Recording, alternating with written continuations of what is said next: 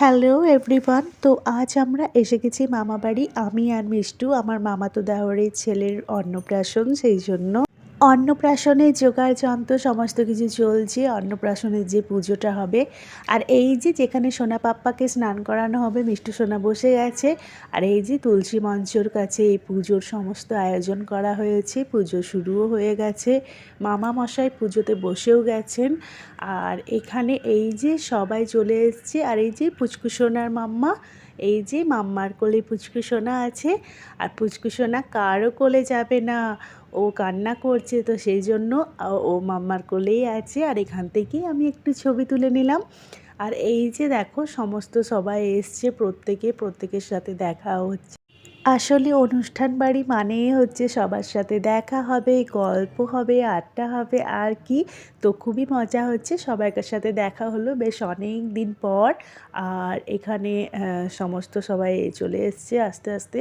আর এই যে পুজোগুলো সমস্ত শুরু হচ্ছে, আস্তে আস্তে সোনা পাপ্পাকে স্নান করানো হবে, তারপর মুখে ভাত দেওয়া হবে। সমস্তটাই তোমাদের সাথে শেয়ার করার চেষ্টা করব।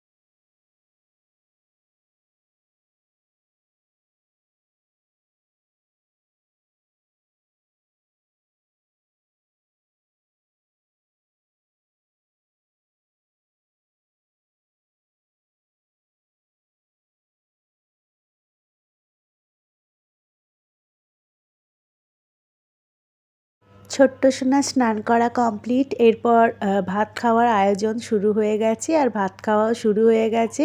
তো চলো, সোনা পাপ্পার ভাত খাওয়া হয়ে গেলেও আমরাও লাঞ্চ কমপ্লিট করে বাড়ি ফিরবো। তাহলে ব্লগটা এটুকুই রাখি।